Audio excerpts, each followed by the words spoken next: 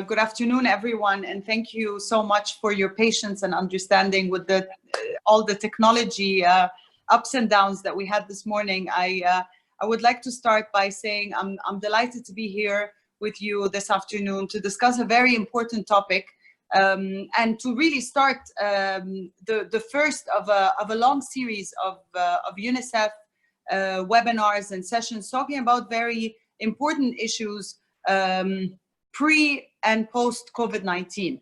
UNICEF has a long line of field work with children and protecting women, and today we have amazing speakers. We have wonderful women entrepreneurs, women in leadership, women in business, who have chosen to take a path on a philanthropic journey.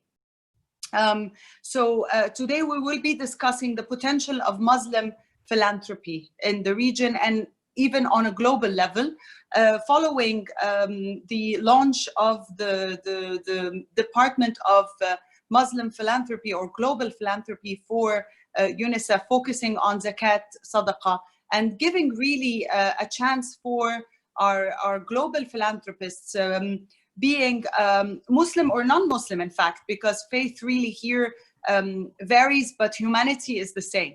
So the chapter or the initiative was launched by UNICEF last September 2019, during the United Nations General Assembly Week in New York, and it was welcomed by a lot of global players and a lot of important players within the philanthropic field, but also people that or companies that genuinely care about giving back and making sure that every child and every woman and every young person is protected, but given the right opportunities for their to match their potential. Since we're discussing today Muslim women and the increasingly or the significant role that they play in the philanthropic world, we were discussing yesterday, and we came to a consensus that one of the main examples and a role model within the Muslim history is the example of Sittina Khadija radiallahu anha, the Prophet alayhi salatu wasalam, the Prophet Muhammad's wife. She was a businesswoman. She was a mother. She was a mother of the community, in fact, if you want, and she was the wife of a great role model for the Muslim community. But she was a community leader.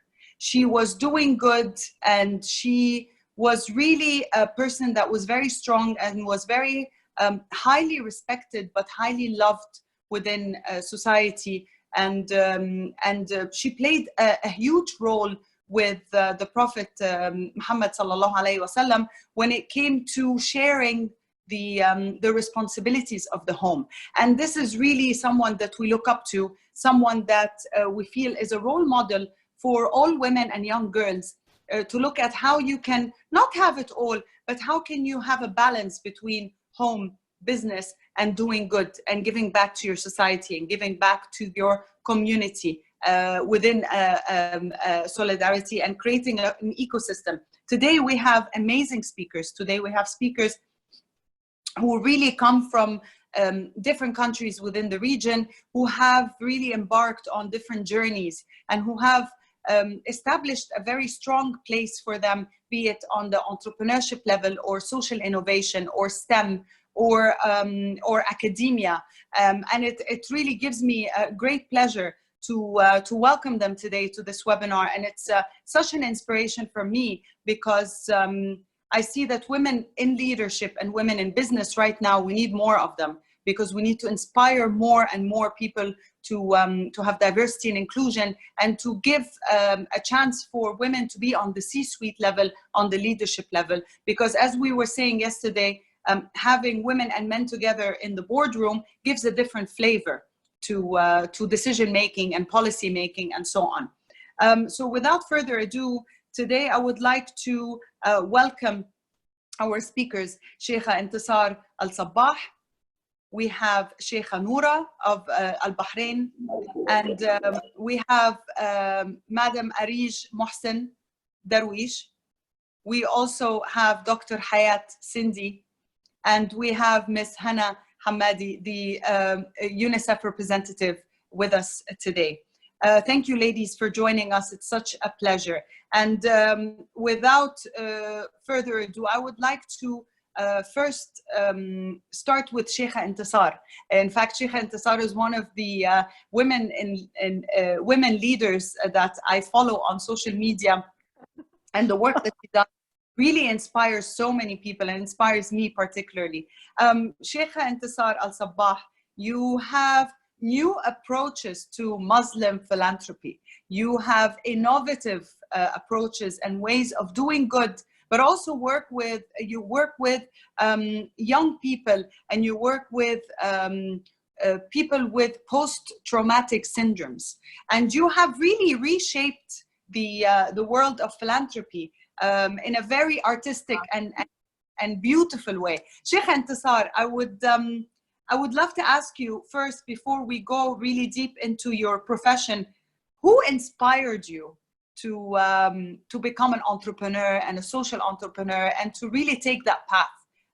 Every one of us has an inspiration. For me, I was asked to share my own inspiration, which is my mother. My mother was a single woman during the 70s in Egypt, something that was a very big taboo, to be a single mom, a divorcee. And yet she, she took a chance on herself, and she embarked on becoming a business leader herself during the 70s and the 80s in Egypt. And she succeeded, and she raised 3 children all on her own.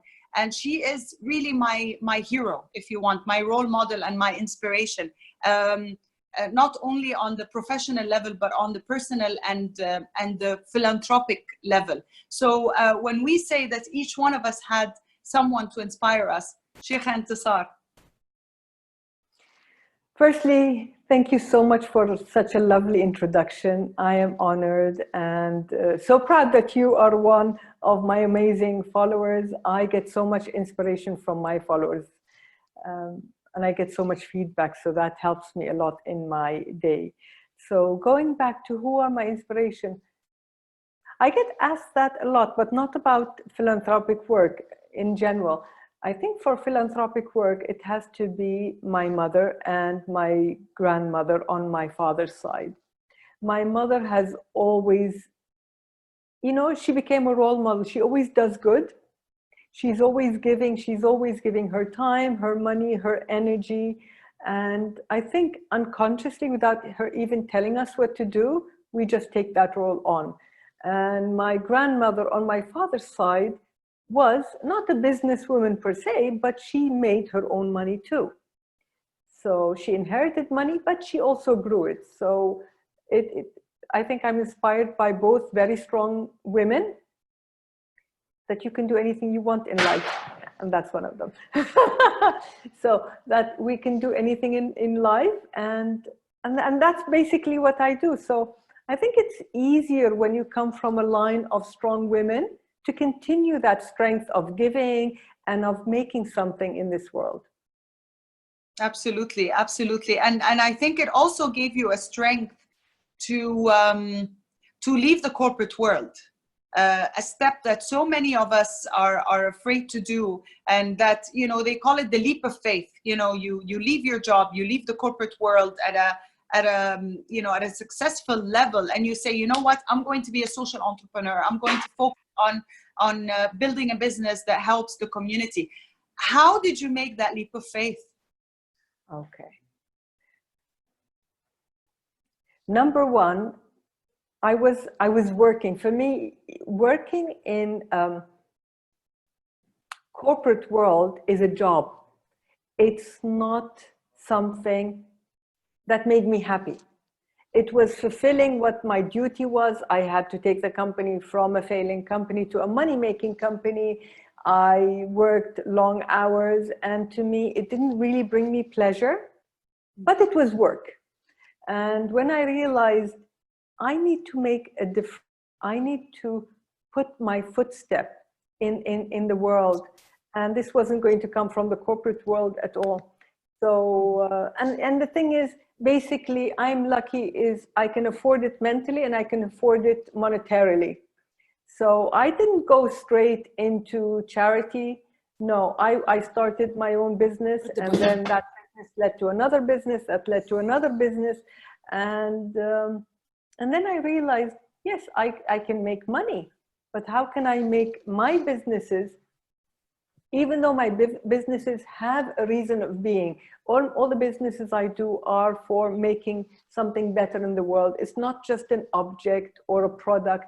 It's how to make this world a better place by helping people feel better. So all my businesses are around supporting people to feel better. But how can I make a bigger impact? That's why in my two top businesses, 50% of the proceeds goes to supporting Arab women affected by war through the Intisar Foundation. And in the Intisar Foundation, okay, and I'll just go back a little bit. I started in this creative arena of using different kinds of psychology in 2013 when I introduced my first NGO, which is about using positive psychology in Kuwait, be it on social media, in malls, in the street, anywhere, to help people get a better mindset. So you become more positive, and through becoming more positive, you can be a better, you can be better at work, better in life, better with your family. So that's how I started. Why positive psychology? Because I liked psychology. I've been reading about psychology for more than 20 years. And when I came to positive psychology, I realized the difference between normal psychology and positive psychology is normal psychology. This is the average person. It takes the one below, people below average. And with normal psychology, it takes you to average. Whereas positive psychology takes the average or even below average and looks at the people who are doing really well in life, and we learn from them. What are their tools? What are the things they do so we can all lift to that much above average? And when I started reading that, I thought, oh my God, yeah, that's what I do in one way or the other. How can I introduce that to Kuwait and the Arab world? At the time, no one understood what positive psychology was, and a lot of people didn't appreciate it. But it's a creative way of feeling better, using psychology, psychological interventions in a more creative way. And since then, 2013 was nowhere. 2016, we started Bariq, which is using positive psychology interventions in the educational system. We've done amazingly well. We've published research on the effect of positive psychology in schools. We have students getting better grades, better academic achievement, less absenteeism, more kindness, less bullying, and less violence in schools. We have the teachers who are changing. So the whole school environment changes. And this is a very positive way of doing social behavioral change. Instead of doing one-one, you do it more as a group supporting each other, the teachers and the students. 2018, I started two different ways of using psychology. One was Boomerang, which is using applied theater in schools to combat bullying, or let's say to turn bullying into kindness, and also through a collaboration with the ICRC in Kuwait on a roundtable advocating and raising awareness of the plight of Arab women in war. I came to realize that nothing at the time, that was 2017, was being given to Arab women affected by war. And I thought, oh, okay, let's start something. And when I mapped everything, I realized, number one, there's no focus. But number two, there was 4 hindrances to women taking on normal psychological interventions. One of them, taboo. I am not crazy. Second, taboo. Her family telling her, you cannot go because what will the neighbors think? What will the family think? We don't support you, saying you are crazy. Third one is, women who are affected by war find it, they cannot take vulnerability. So sitting in a room alone with a psychologist takes a lot of energy that they don't want to do. So they don't want to be in a closed room with someone talking about it. And the fourth is, the women would say, I have just buried my emotion. I don't want to relive those circumstances. I don't want to relive all this pain I was in. I just want to keep, sleeping dogs lay. And suppress it. Yeah. Exactly. So that's when I realized, when we were mapping, that, okay, we have to come up with something different. And, since we are the gurus of creativity, with applied theater, with positive psychology, we looked at what was being, again, something that can be researched and it's solid. All the psychological interventions that we use in all the different initiatives are legitimate psychological interventions that are taught in universities. So it's not something that one person does, it's someone that thousands upon thousands of people do. And we came on the arts, and the arts is a very creative, but a gentle, but profound and transformational tool. So we looked at the arts, we eliminated music therapy because there might be some taboos to music. So we looked at art therapy and drama therapy. We did programs where we used drama therapy on a group and art therapy on another group, and we looked at the differences. Art therapy did really well. The women were speaking about their problems, but it was more internalized, and they would, like be hunching over the artwork, and it's more like a secular therapy, whereas drama therapy, they're out there, they're standing, they're vocal, they're talking about their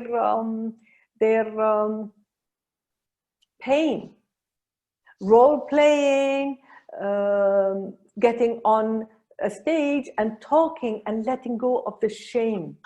And so we kept with drama therapy. We found it very empowering, seriously transformational, because it works on the mind and the body.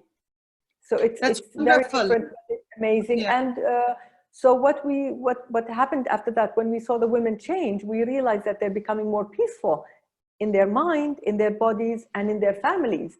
And they stopped beating their children. They started allowing their children to speak.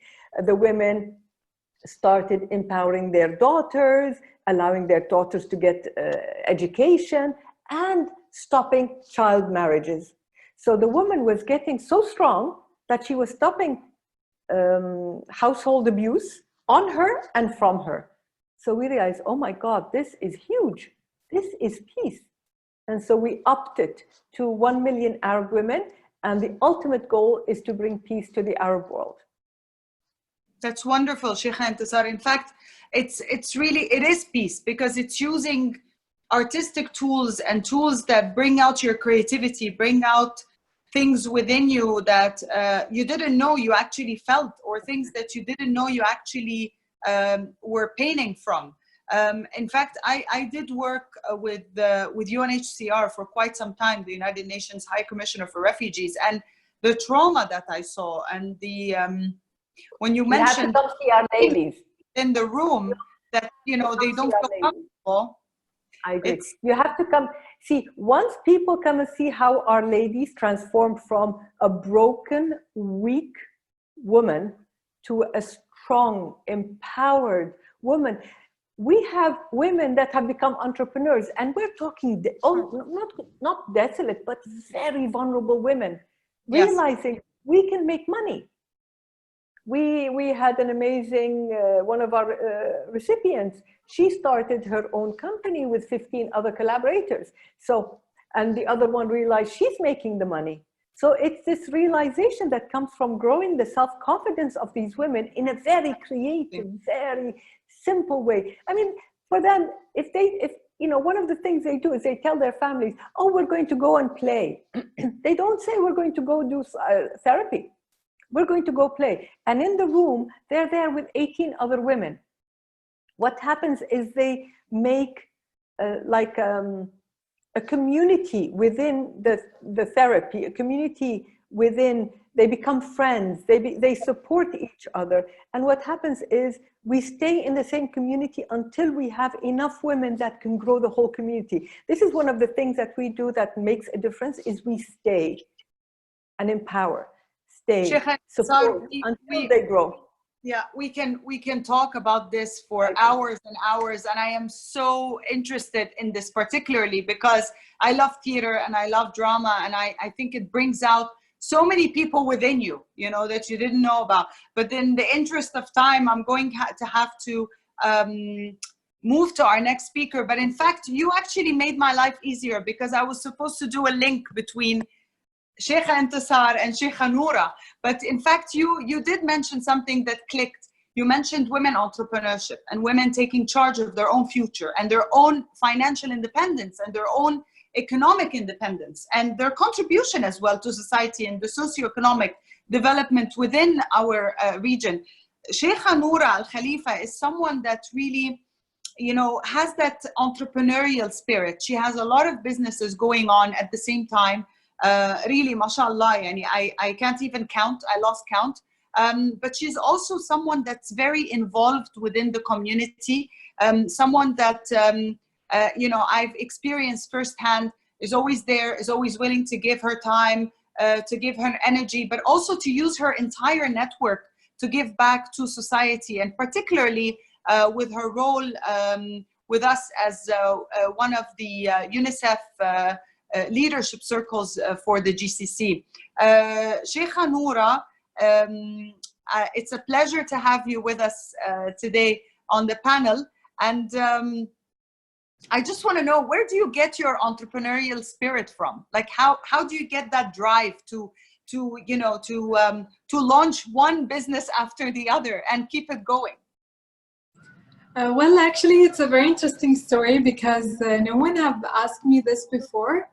But basically, I remember myself when I was young and we were in the airport. I was like in 4th or 5th grade. And do you know, like the lines where it's written business class for the check-in? I was asking my sisters, like, what is business class? I was reading, like, I just learned how to read English. And then she said, oh, it's people who travel and they have money. I said, wow, they travel and they have money? It's interesting. She said, yes, it's a job. So she wanted to explain what is business. So she explained it in a very nice phrase. So since that moment, I just realized that, oh, this is what I want to do when I grow up. And from there, I was building it, and I succeeded on that. I made my dream come true. And till I reached to a level that I have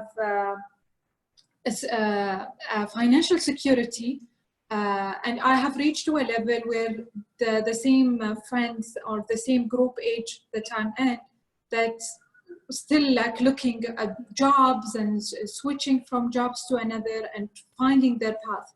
And then from there, I found that there is something missing. Although I really love the idea of businesses and I enjoy being an entrepreneur, solving different problems, going from area to another, but there was something missing, and it was the joy and the blessing of the money that I have. Mm-hmm. And I was searching for it for a long time until I found a way to contribute back. And I learned the law of abundance, that you can only enjoy what you have by giving and sharing whatever God gave you with others.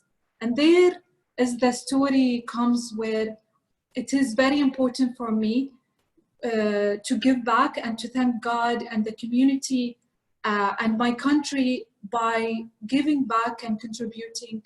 And one of the blessing that I always say, alhamdulillah, is being part of UNICEF, as I managed to do it in my way, and I managed to share my culture and the way that my religion think, and how to represent my beliefs, especially because part of what I do is related to event management and media.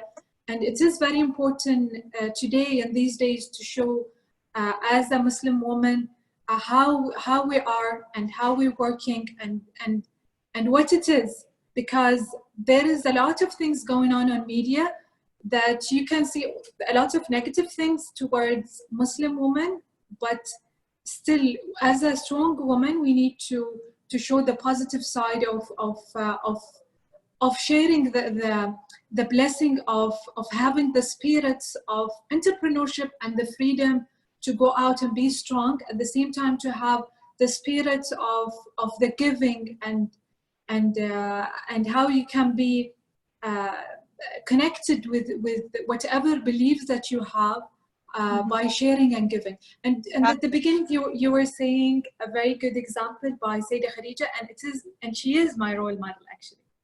That's wonderful. In fact, it does show in everything that you embody and the spirit that you have.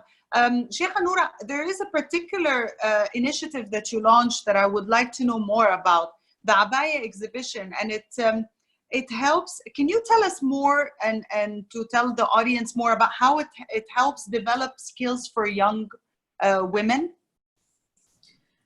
Basically, Abaya exhibition was one of the first event that I have done, and I was like only 20 years old, and I have decided to gather all the designers in one roof. And from there, the idea has developed, and now I'm doing a lot of events. For us as women, it's when usually women would think to go in entrepreneurship. If you notice, 70% from women, if they would like to go and be an entrepreneur, they would choose something feminine, or they embrace their energy because it's more into a passion. So it is very important for me, since I have diversified to another areas. But to highlight it, I am very proud that I have started with feminine projects, and I grow from there. And I'm very proud to announce that on the 16th, I think, or 17th of July, we are doing this amazing women forum in benefits for UNICEF, and I would like to invite everyone to join us. My colleague, Ms. Angie Shalhoub, she's going to showcase some of her amazing brands on the fashion show, and you as well going to be part of the event. And I would like people to come and see how exactly fashion industry is contributing in social contribution, especially when we went to the refugees camp on Jordan, and we have saw how many initiatives that the government of Jordan are supporting UNICEF and supporting women to develop their skills in fashion industry and to support them how to make their living. There is a lot of women is doing it to support their family, to support their husband, and they have chosen this path as a part-time or sometimes even as a full-time. And we all know in our Arab world, sometimes doing business is an optional, as our male counterpart is always supportive with us, but still yes, there is a lot of situations that required a woman to help her family and her friends. Absolutely, the women always have a big role to play, and it's not just because I'm a woman, but you know we say that that a woman is everything revolves around her, be it at home, be it at work, and because we're nurturers by nature, I feel like we are people who actually give. Thank you so much, Sheikha Noura. We now turn to another amazing personality. In fact, Mrs. Areej Mohsin Haider Darwish, who in fact was listed as Forbes 2020 most influential Arab woman in 2013. Named Forbes most influential Arab woman in 2013 and was listed as Forbes 2020 the Middle East 100 powerful business women. When I read a title like that, it actually gives shiver down my spine, because I feel so proud that Arab women are being recognized by by global players and you know, very well recognized institutions internationally. And to be recognized in business is a whole new level completely. So without further ado, Mrs. Areej Mohsin of Oman, in fact, so because I told you at the beginning that we have Kuwait represented, we have Bahrain represented, we have Oman, and the list will go on and on. It's such a pleasure to have you today. You initially joined MHD as in 1994, and now you worked your way up to being a chairperson. This is a great contribution, and we welcome you to our panel. Now, seeing that a lot of young girls and a lot of young people in general in the Arab world face unemployment, face lack of opportunities, face the fact that they never reach to their potential.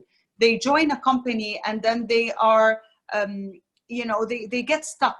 And particularly women, they get stuck at a certain glass ceiling.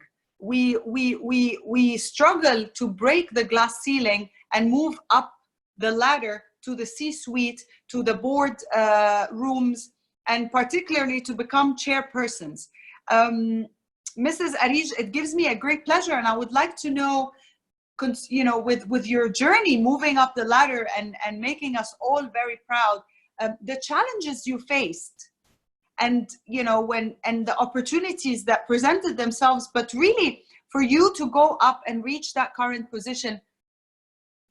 Tell us about it. Share your journey. Okay. I just come from a family, from a father who had 3 daughters, no son. So, you know, for an Arab person with no son, I mean, it's a son in a family, and an Arab family is a must. Because, you know, they think that the son is the only person who's going to take the legacy and the name will remain. But with us, like 3 sisters with no brother, we felt that, you know, we had more difficult thing to do to just satisfy my father. So we started, me and my eldest sister, we started in the company, you can say at the grassroots, where my father treated us like any other staff. I mean, we were not like the daughters of him who owns this company, but we were like, you know, any other staff. He treated us like any staff who will start with a junior level. So I started in the company. I had so many levels above me. So he didn't want to put me in the highest rank because he thought if I go to the office and just be like a boss there, I will not learn anything. He said that, no, you need to be starting for the lower level. So I started from the lowest level. I was going to the office like any other staff. The timings will be suiting the timings with the staff. He will treat me like any staff. He will not solve any problem. If I have any problem, I will go to him. He will say, no, I want you to tell me. First, you need to solve that problem. After that, I will see if you are solving it correct. And then I will give you my solutions. So that helped me a lot because I was facing so many problems during my office daily time. But then I just came to learn that my father wants to make my life easier when I grow. I mean, when I climb the ladder, I know that any problem will face me, I will be able to handle it by myself. So me and my sister, we just started together, and I think when we started our career, we were not working with MHD, we were working somewhere else. But then we decided, because my father doesn't have a son, it's high time for us to go and join that company. So that we went and we helped him and we were with him, and I think he was my role model. I mean, he taught me everything, how to tackle business, how to tackle people, how to deal with a problem. So I learned a lot from him, and day by day, I saw him how he was managing, how he was tackling so many. And I mean, you know, as everyone knows in business, every day we have a problem. There's no day when I go to the office and I see everything is in order, where they will not require me, or every day we have a problem and we need to tackle that problem. And it depends, the problem can be big or the problem can be small, but how you tackle that problem. And after that, when I started growing and I was climbing, as they say, the ladder, I felt, you know, there is something passion, or there is something, I saw the proudness of my father in his eyes. I saw that he has 3 girls, but they are not less than any boy. So I wanted to prove myself and prove my father, fine, you don't have a son, but your daughters are equivalent to boys, and maybe more than boys.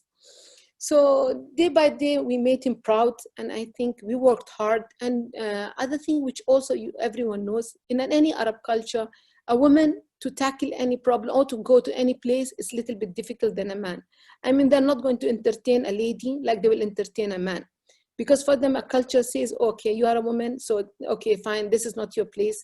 Okay, it means it's a little bit difficult. It's not like easy like a man. And then definitely some of the men, they have reservation. They feel, oh no, it's a lady and she will be exceeding me and she will be better than me. So, you know, that this was one of the challenges which we faced.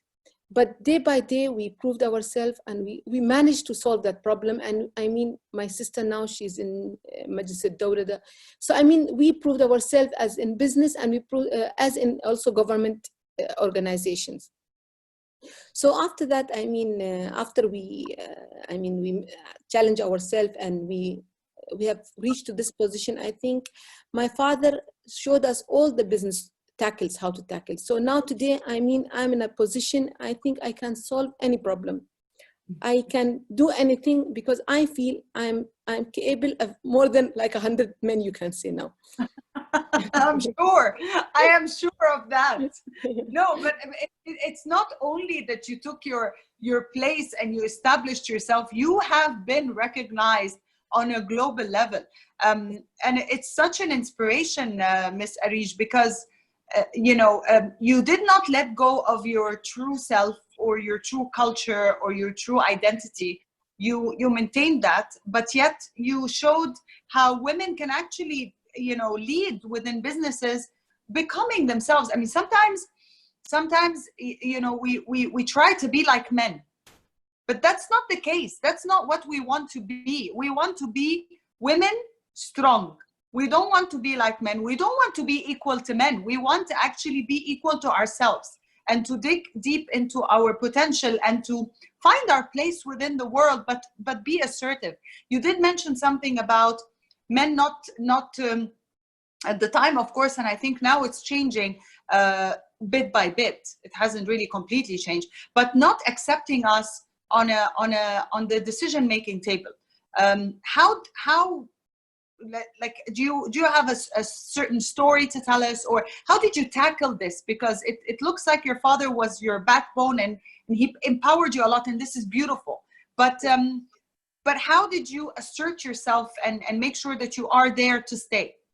Okay, I mean, as you said, I agree with you, Mariam. I think now it's changing day by day. It's not like before. I think as you know that, I mean, so many women are in high posts and so many, I mean, how many positions, I mean, so it's, I think it's now, these days it's easier, but in past few years, it was not easy.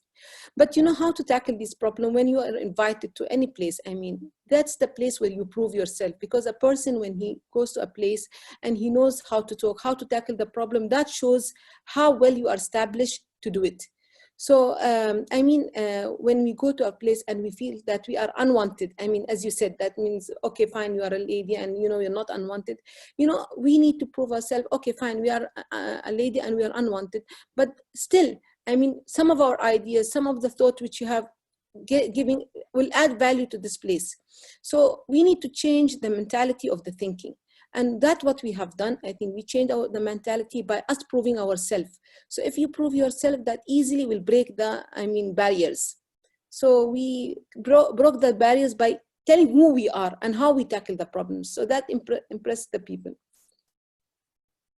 Absolutely. I agree with you. When you prove yourself and you don't just talk about your achievements, you actually give the results that are needed. This is when you have your place within society. I meet a lot of students, young females and young male as well, but the young females, sometimes they come up to me after speaking at a public event or presenting on a stage to thousands of people, and they come and tell me, how do you get your self-confidence? How do you go up and you know, face your stage fears? How do you talk so you know, with confidence? And some of them actually don't have anyone to teach them those small tactics, to teach them how to find your place within a meeting room. Some of them are actually quite scared to even voice their opinion and have a voice within a meeting of 5 people, just 5 people. And a lot of the young females at work, they come, colleagues, you know, young graduates, they come and talk to me and they say, oh, you know, sometimes I want to give my feedback in a meeting and I'm scared. And that particular, the scared factor or the fear factor is something that we need to perhaps maybe mentor more young females and even, you know, young male as well, because the youth are the present and the future. But it gives us such an inspiration, Mrs. Areej, to actually, you know, share your story today. And again, Basit, I have to hold you accountable, because you've chosen some amazing women to be our speakers today, and you're not giving me enough time, because we don't have enough time to cover their wonderful journeys. I need like 2 or 3 days more, because we you know, there's so many things I want to ask, and I want to go back to Sheikha Intisar, and I want to go back to Sheikha Noura, but I have to move on now to Dr. Hayat. Dr. Hayat, you inspire me on so many different levels. We share something. We shared a small trait. You actually defied all odds, and you convinced your parents to go to England and to pursue your dream of higher education and joining reputable you know, institutions, and going into technology and STEM, which is a male-dominated industry to begin with. So you went and just you broke so many barriers on so many levels. When I got accepted to University of Westminster in London, and I got a scholarship, in fact, to have my master's in international relations and political theory, my brother told me, no, we don't have girls that travel alone in their family. And I said, what? No, I am going. I have a scholarship. There's no way you're going to stop me. And in fact, he didn't talk to me for a year, because I decided to go and pursue, you know. Today, my brother is actually very proud of me and proud of the work that I've accomplished some 20 years later. Dr. Hayat, you have accomplished so many things. It's hard to read your bio, because, you know, you went from Harvard to King's to MIT to, you know, and then recently you were also named by Forbes as the 2nd most powerful woman in Saudi Arabia. I am honored to be moderating this panel, because I'm in awe with all the women. Dr. Hayat, tell me, who was your inspiration to take on such a beautiful and rich in substance journey? First of all, Bismillah ar-Rahman ar-Rahim, wa salatu wa salam ala ashraf al-anbiya wal mursaleen. Assalamu alaikum everyone, here with all my honorable panelists, and you to you, Mariam and Basit, and also our audience. It's really great pleasure. I just want to say something. For the past 2 weeks, I've been not, I didn't feel like I want to go public in any speaking event. I lost my little sister 2 weeks ago, but I felt this webinar is a must for me to attend, also for her sake, for her memory. Since I was little, like, I believed in the power of science, and I believe science can reach and have impact in every single human being. And I want to make a difference. But unfortunately, Mariam, I didn't see anyone around me to look like me. I've seen Marie Curie, I've seen Al-Khwarizmi, Ibn al-Haytham, Einstein. And my role model who really helped me is my father, because I used to ask him as I was little, are they really human being? Because I only can see somebody with a turban or crazy fuzzy hair of Einstein. And Marie Curie, she doesn't look like, you know, I come from Arab land, and I came from Mecca, very traditional family with enormous, like, upbringing in tradition, but also enormous love for education. So he encouraged me. He used to bring me all the beautiful story about them. And from then, I really wanted to make a difference. I want to be like them. So when I reached high school and went to first year of medicine, I don't want to study medicine to study pharmacology. I really wanted to study pharmacology. I wanted to design drugs. I wanted to be involved in innovation. So I asked my father to send me since that young age to do my undergraduate and my higher education in England. I read a book about discovery of DNA between King's College London and Cambridge. But I never felt that one day I will be there, but it happened. So I took that journey, and of course it was not unheard of that you travel alone with minimum English, a new culture, new beginning. I was felt for the beginning. I was rejected because I don't look different. I didn't have the communication skills. But you're right, I just carry on what Areej said, and also with the Sheikha Intisar and Noura, you need to prove yourself. And I feel sincerity, ikhlas, when you learn, when you give, it just really inspired me. And that's what really makes, you can cut all the barriers, because language of the science is beautiful language. It doesn't look at religion or color or nationality. It's really necessity breeds innovation. And I wanted to give really also chances for people, and especially for women scientists. I want to be in a field that we have minimum women actually in the world, really in decision-making role, and even in any different topics. Women still, doesn't matter how strong you are and how powerful you are and how much you reach places, you need always to be encouraged and supportive. Because this is what also Prophet ﷺ said in the last khutbah in Hajj al-Wada, "Awsikum bin nisa'i khair," always encourage the companion and ask companion to take care of female and ladies. So that was the start, like my father, my family, support of my family, send me abroad. And also here, as in all the other, my honorable panelists, you have to really take on the responsibility and show that, you know, I'm human and I have a brain just like the others. If the university filled with all these students and they're human being, I can do it because I was rejected. And then I excel. I graduated with honors, and I went to Cambridge University to do the full scholarship in biotechnology. And was also, as you mentioned, is very tough subject dominated by men. But I didn't look at it in this way because I was very focused to make a difference in the world. I wanted to design, inventing low-cost devices. I wanted to link science and society. I want to very fast go to social innovation, which is really something that in the field of biotechnology and nanotechnology, where is material and money is dominating and is the driving force. Whereas somebody like me, I came and I say, no, we need to link science and society. We need to design low diagnostic drugs. We need to design low diagnostic cancer, and start my own company with my, you know. And then I went to Harvard. I pushed for social innovation.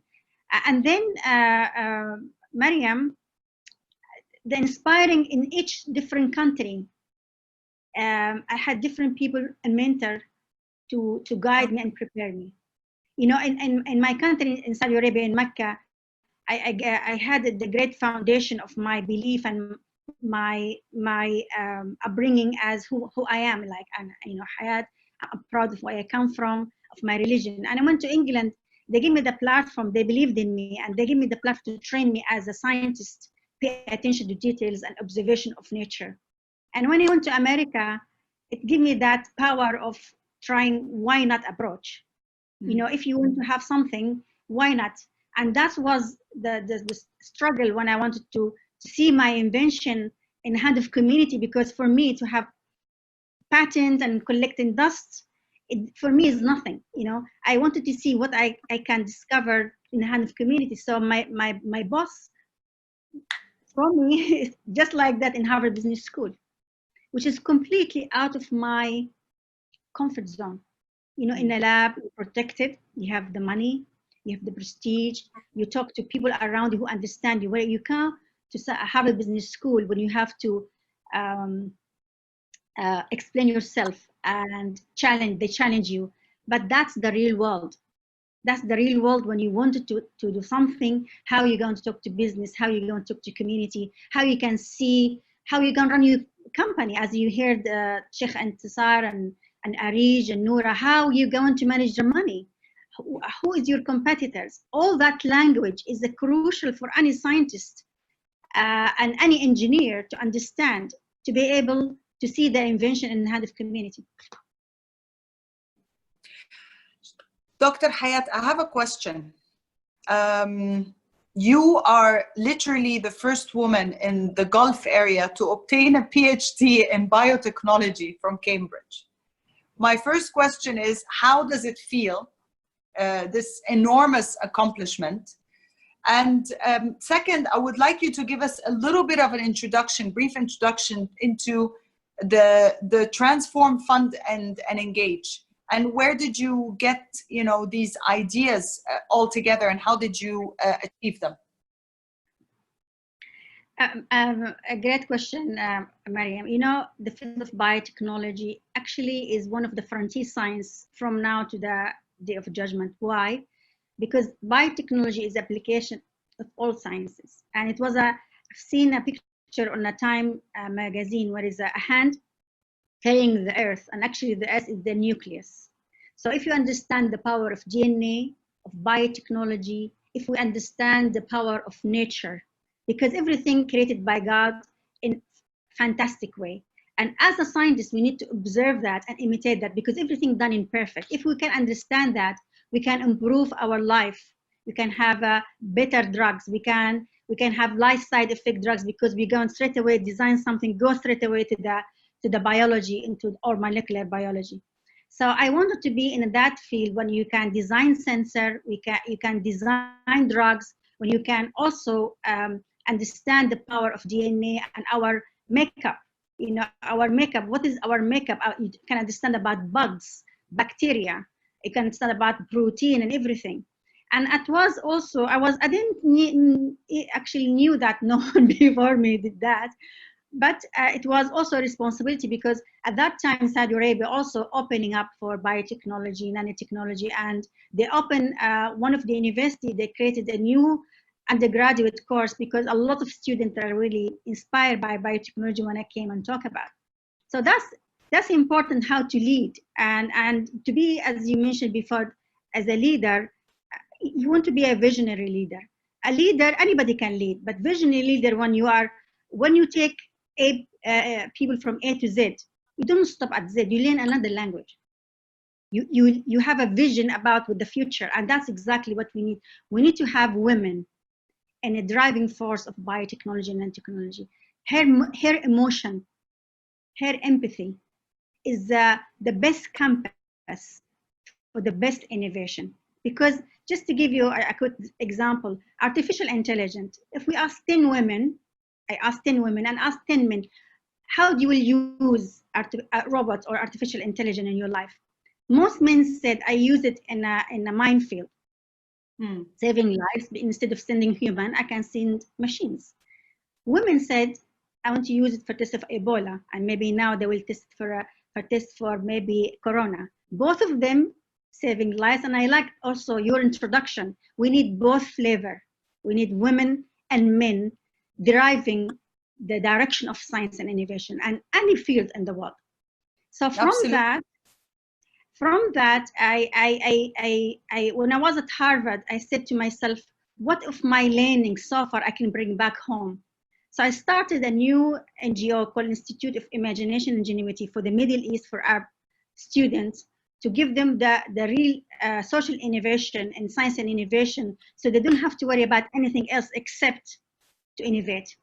And from there, when I was appointed as a senior advisor to the President Bandar Hajjar in Islamic Development Bank, I already said to him, we need a roadmap, we need a fund, and we need a platform, as you mentioned before, the ecosystem. So I designed Engage platform, which is the first of a kind for the Muslim community to link Muslim and non-Muslim, because we need both worlds, to ecosystem of innovation, to transfer technology, to find your match peer, to call for innovation. And calling for innovation without a fund, it can't be sustainable. So we created Transform Fund, which is have $1 billion fund. Anyone can apply.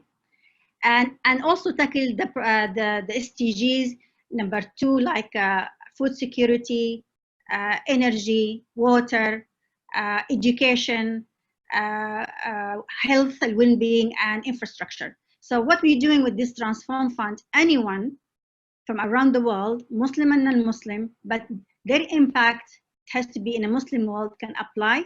And beside that, as you mentioned, Mariam and I went to Harvard Business School. We designed also academy, because scientists need to really come out of the zone of the white lab. They need to feel society. They need to inject from the start their innovation to help community. So we design academy to help them as entrepreneurs. We patent their idea for free. We give them full life mentorship, counseling, how to look after the money and business, because money is one side of the story, but also skills. Absolutely. As a Sheikha Noura mentioned, is a lonely road.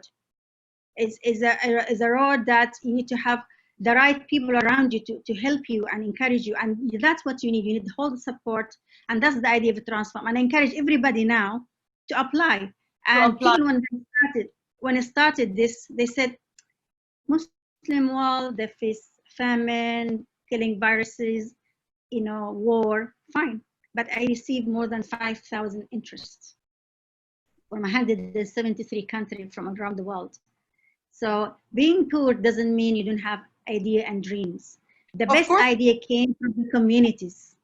The best idea came from the communities, because they know exactly what they need. And this year we changed the whole call for innovation for COVID-19 as well, to be able to give people to hear their voice, to give them a chance. Come and innovate. Let us know about your idea, and we're here to support. That's a wonderful initiative, Dr. Hayat, because it can actually be extended now to all the UNICEF beneficiaries and all the, the refugees and non-refugees, all the young people out there that want to innovate but don't have the means. And in fact, you said something very important. It's not about poor or rich. I've seen young talent, amazing young talent, that are studying on a candle light in 2020, and they innovate from Jordan to Lebanon to Syria to Libya to so many countries, Egypt, around the region and around the world. And usually the young people that come out of the very harsh and less privileged communities are the ones that really know their needs, and they strive.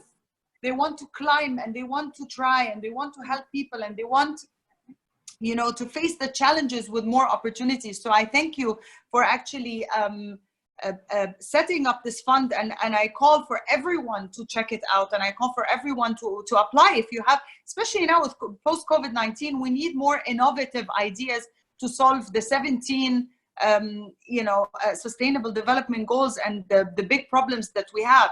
But without partnerships, we can't really move forward. And this is my favorite goal, is goal 17, that calls upon partnership, because this is what we need. And with partnership, I would like to introduce our next panelist and final panelist, in fact, Ms. Hana Hamadi, the Global Muslim Philanthropy Fund for Children responsible person. The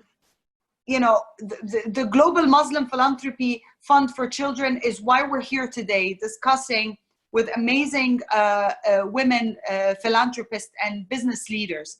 And Hannah, I would like to know a little bit more about why did UNICEF establish such a fund, and how does it work? What is the business model for the fund, for our participants to learn a little bit more on the how and the why, but also the what.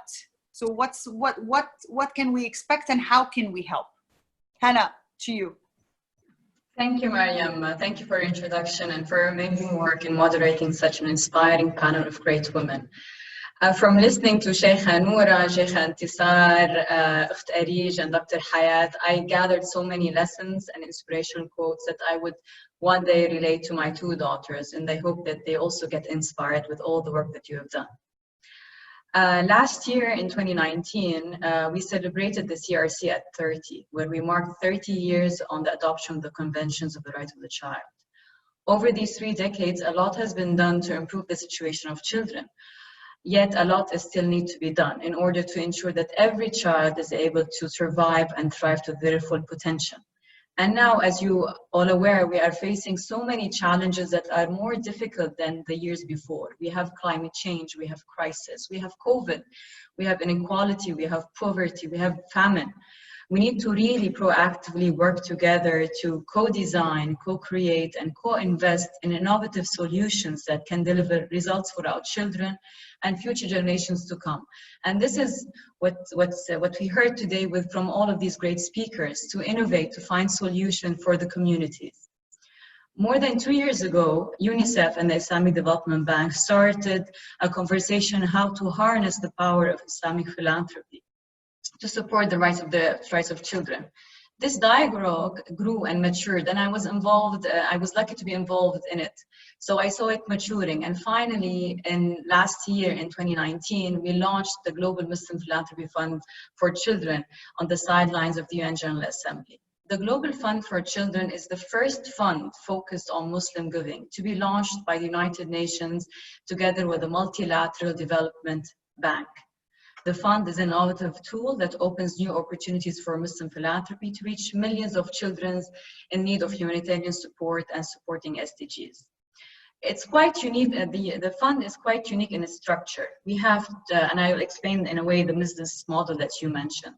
We have 2 windows for receiving donations. One is basically the donation window called Sadaqah, which basically gathers general philanthropy. And the other window is the Zakat window. The Zakat window has a stricter criteria for use. As most of you are aware, the Quran identifies 8 categories for eligible use of Zakat, which including helping the poor, the needy, the refugees, the displaced, and the utilizations of funds under this window should be compliant with the Sharia and will be used to address the most urgent and life-saving needs of the children in humanitarian crisis.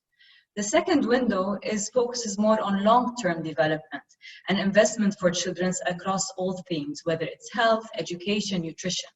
So with this discussion on both humanitarian and development, the Global Muslim Philanthropy Fund allows this bridge, if I can say, this nexus linking between the humanitarian and development needs.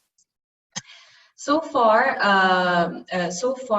the fund has gathered many partners, and we are happy that this support is being, in a way, raised from the people to support them, to lift families out of poverty. Hence, we have the idea and the philosophy of the social responsible development, which is also embedded in Islamic giving. And here, if I may echo what Sheikha Noura mentioned in her previous intervention, there's the need to share what God gave us with others. And this is what is needed to ensure that we meet the ambitious SDGs. Finally, and I would like to also thank the partners that have already joined the fund. His Excellency Mr. Abdulaziz Abdullah Al-Ghureir, the chairman of Abdullah Al-Ghureir Foundation for Education, is our lead investor to the fund and have already contributed 10 million. The King Salman Humanitarian Aid and Relief Center is another strategic partner for the fund.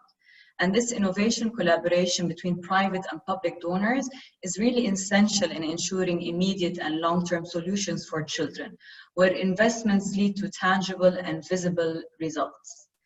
As you can see, the spirit of social entrepreneurship is at the core of the fund, and we hope with the support of the exceptional philanthropists we have in the region and in the world, and definitely exceptional women, such as the women we have in the panel today, that we can collectively work together and grow the fund to ensure that every child has access to all his and her rights and is given an equal chance to survive and thrive. Actually, thank you very much, Hannah, for a great, short but very concise and to the point brief on the fund, because a lot of people are interested, but also it's a great call for action. We see amazing women on our panel today, and it would really make my heart happy and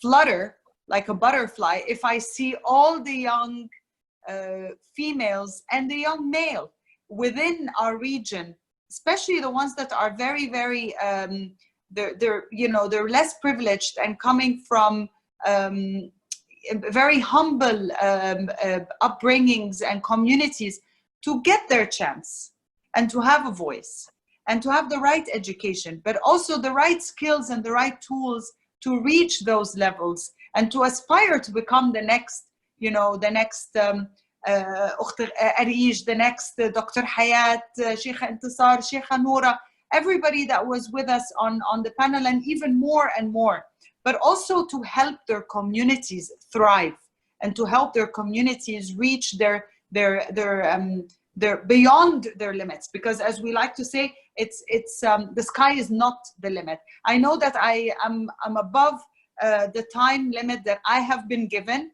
but it's such an interesting platform and speakers and topic, particularly because when you have a lot, you need to give back. And this is something that Sheikha Noura said, that she felt blessed and she wanted to give back to society and have a bigger role to play when it comes to community development. Basit, would you like to open it up to a Q&A before we go to Mr. Andres Franco, or can we take maybe a few questions, because we have some interesting questions at hand? Yes, absolutely. Let's go ahead. I think we can go to 10:30. We've got a good 15 minutes. If you want to take 2 or 3 questions, you're more than welcome to. Yes, I can take 2 or 3 questions, and then I will ask each speaker to give one final word, literally 2-3 words, their message to the young people in the Arab world and the young people around the world. What would they like to tell them to encourage them to take charge of their own future? But before we do that, I have the latest question, in fact, to Dr. Hayat. How do you envision the role of biotechnology and COVID-19 management in the Muslim world? This question is by Zahid Hussein. Go ahead, Yes. Dr. Hayat. Yes, thank you.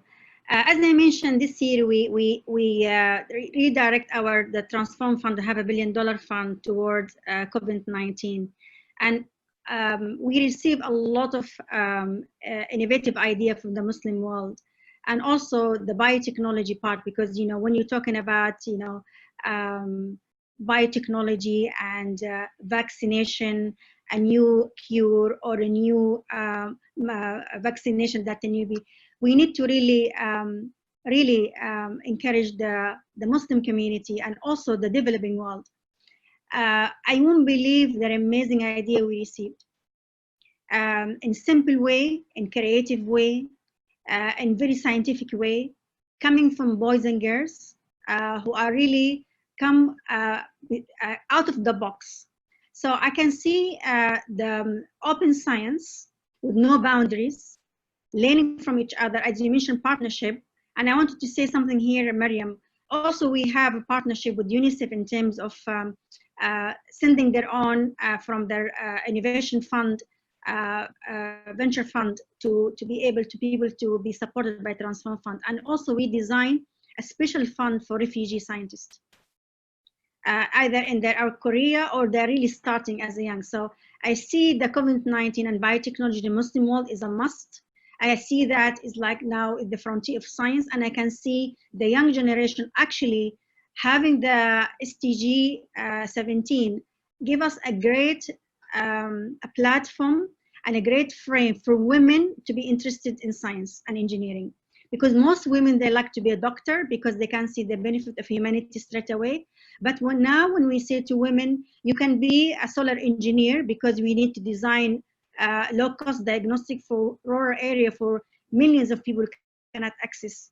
They love something like that. And I've seen that changing, and I've seen that the management of that changing. We see the leader of the states really encouraging the young generation, or the Ministry of Science or Ministry of Innovation, toward innovation, diagnostic, partnership with the local and also global partners to be able for training, also for source mobilizing that money to build the research centers, and also for have a scholarship And also we designed a huge scholarship program, which is in charge of an Islamic Development Bank to encourage the young male and female under the sustainability science. We are partnered with the World Academy of Science, who designed by Abdul Salam, who won a Nobel Prize linking economical stability with innovation in a developing world. That's amazing work, Dr. Hayat. Thank you very much for sharing. I have another question. I would like to direct it to Sheikha Intisar, since she already started answering that question on our Q&A platform. Sheikha Intisar, how important do you think the social impact measurement is when philanthropists and non-philanthropists, in fact, just companies and businesses, making their decisions based on the needs? Do you think it's important to have measurements, social impact measurements, when making those decisions? But you're mute, so you need to unmute, Sheikha Intisar. Thank you for that question. I love it. Seriously, sometimes we do things and we know they have no impact, but our ego stops us from stopping it because we've done so much, we've gone so far. That's not the way we should be going forward. If something is not measured, if you cannot measure the impact of any intervention on anything, I mean, if you cannot measure the basics of any initiative, then you really shouldn't be funding it, should you?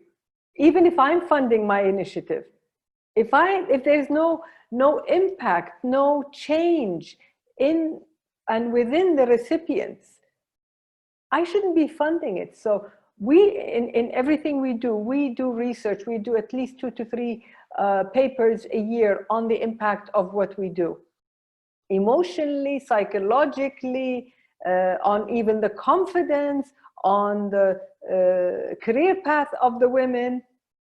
It's elementary. If you cannot measure it, stop it. There's always ways to measure. I mean, there's qualitative, quantitative, and now there is narrative. Everything has to be measured. Otherwise, if you don't know where it was and where it's going, you shouldn't really be going with it. That's it. Absolutely. I agree with you, Sheikha Intisar, because a lot of the companies, and I speak on behalf of brands particularly, because I'm very passionate, and my entire experience is around brand purpose and brand innovation and brand social impact within their communities. Some of the brands out there and some of the businesses and the companies, they do these haphazard ad hoc activities thinking they're creating impact, when in fact impact should be both sustainable for long term, so you actually see the impact right before your eyes, and it should be measured. And the return on investment here is the impact that you leave on people's lives, impact on what you leave on their socioeconomic development and bettering their livelihoods. So thank you very much for answering that question, because it's if I may just add, you know, sometimes we do things because we think they look good on social media, they look good on TV, they look good as content, without going into the impact of what we do. And if we want to do that, that's fine. Even companies and brands, if they want to have just something that really looks good on the outside, that's fine. That's their prerogative, and they can do anything they want.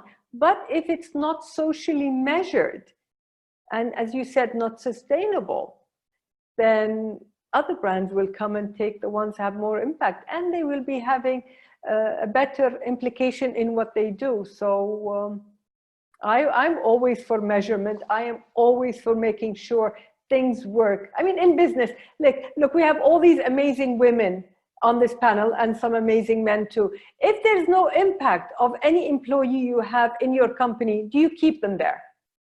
No. If there's no impact on any job that anyone is doing in the company, do you keep them there? No. So why can't CSR have impact too? Why do we dismiss CSR and not see it as a business? At the end, if business is not doing well, we stop it. If sales are not doing well, we fire the salesman. So why can't we work on making business and CSR with the same thinking, with the same impact and the same measurement? We have KPIs in business. We have to have KPIs in social responsibility too. I think we may have just lost Mariam there. I do apologize. I'm just going to interject on her behalf until we get her back. Thank you for that answer, Sheikh, and Sadaqah. Completely agree with you. I think we can go for one more question. And I really like this question, although it's typical of us men to ask this kind of thing. But I do like this question. It says, we're obviously enthralled by the amazing work that all of our panelists are doing. Each one's got an amazing story. But we'd like to know, how do you advocate male involvement in a world of Muslim women philanthropists? Should we start with Sheikha Noura? Let's go to yourself. What would you suggest on that front? I know today's all about women, but it's a fair point. If we have women philanthropists, how can males get involved, and let the female philanthropists take a lead? You mean how men can be involved in the women? Yes. How can we support you? How can we support our women? Actually, that is very interesting questions. Yesterday only I had a meeting with one male who is very supportive for women initiatives, and I said, like, wow, this is something very interesting that I don't see every day. And he said, you know what, there's a lot of, because he works in IT, he's an IT entrepreneur, and he said, while my team, I have a lot of women in my team, that when I go to a client, that they don't trust a woman who's doing IT or engineering work. So and then I said, really? He said, yeah. And I really support my team for this, although that we are in the same field. I was inspired by women doing whatever they do. So spreading that from other perspective, because there's a lot of people see us talking and they said, yeah, of course, because she's a woman, she will talk into this context. But if we hear it from the other perspective, if all the supportive men in our life would embrace that and see the hard work that we do, it's going to add a real value for us, and it will really push and give us the power to complete each other. Because at the end of the day, we complete each other, and as Mariam said before, that we don't want to be equal to men, we want to be equal to ourselves, to get, we don't want anyone to come and put us down or to let us doubt on our capability of finishing the work or achieving it the way that we want. And as women, we have a lot of compassion and love, and we are very caring and loving that we want to contribute back. And this is something very special toward us as women, because it's by our nature. God created us to be compassionate. So definitely CSR work would be much better if we have more strong women on the market, because they're the one who have all this passion and all this love and unconditionally that they would like to give back, because they have it inside them, and they always feel like they want to care for others, if it's their babies or it's their businesses or maybe to any other causes or social contribution that they contribute in. I hope this serves your question. Thank you, Sheikha Noura. I would like to now perhaps come to an end to this very vibrant, engaging, and inspiring session, in fact. But I have to say that the conversation will continue, because we have to continue changing the narrative around Muslim philanthropy. We have to change the narrative around giving and not talking about it. We have to change the narrative around the taboos that we face in society, like early marriage, like, hindering the potential of young girls in our world, and so on. But asking one last comment from Madam Areej, because I feel like we've covered all speakers now. If you can just give us one one sentence or one word or one phrase to or advice, in fact, to young women out there and to young females, young graduates, if you want?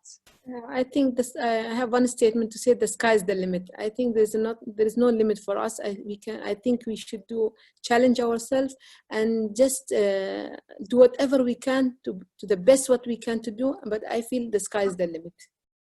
So I think with this phrase, every woman should, I think, put this phrase in their mind and see their path in front of them. Thank you. I encourage all our participants, and in fact, when we, because we're recording this session, we will post this session on social media and so on. I encourage everyone that's listening to us now to follow these amazing women on social media, to learn from their experiences, to learn from their rich challenges and journey, in fact, because every one of us has a different journey. But when you pick up some tools and some skills from each and every other person, you find yourself completing the puzzle. And it's such a wonderful, so in fact, I messaged Tipali in the middle of the session and I told her, thank you so much for this opportunity, because I learned so much today. I moderate a lot of sessions, but particularly this session is very close to my heart. And it's wonderful to be surrounded by amazing, inspiring women. I would like to close by thanking everybody and thanking UNICEF, but also to give the floor to Mr. Andres, who's the Deputy Director for Partnerships and Development, I believe, Department, Division. I hope I pronounced your name correctly, and I hope I didn't mess up the title, but the floor is all yours, sir. Thank you very much. No, this has been very inspirational. You pronounced my name perfectly. Thank you to everybody for taking the time to speak in the webinar, for sharing your input, your insight. For me, it was very inspirational, and as you said, an incredible learning experience. These are all great role models for future generations and an inspiration to all of us. I also want to recognize your moderating skills. You were fantastic. Thank you for running the show in such a smooth way and allowing all the participants to do it. And you know, here I just also want to recognize the good work of Basit and the team for putting this together. And so with this end, I really wish you all the best. And thank you for your generosity and for all the learnings that we have derived from this conversation today. Back to you, Mariam. Thank you so much for your kind words and for your leadership. I consider myself very lucky being part of the UNICEF family. They're always doing wonders. And in fact, the field is a whole new world. When you visit the field, it's something completely different. You connect with the field officers and you connect with the beneficiaries, the people, the young girls and young boys and the people that they're actually working so hard to serve every single day. So I encourage philanthropists, companies, private sector, who want to give back, who want to be part of UNICEF partnership and to be part of UNICEF changing the world for children of today and tomorrow, to visit the field, to see, you know, how they do their work. I understand that COVID-19 is giving us a lot of limitations with going and coming in our movement, but visit their websites, look at their social media platforms. You can see a lot of videos. There is impact and they're changing lives every single day. And you know, it's we tend to be a little bit skeptical or a little bit negative when it comes to international organizations. I can tell you for a fact, this organization works from the heart, and everybody who's working for UNICEF is working from the heart for the future of children. So I thank each and every one of you. I thank all our panelists, all our philanthropists.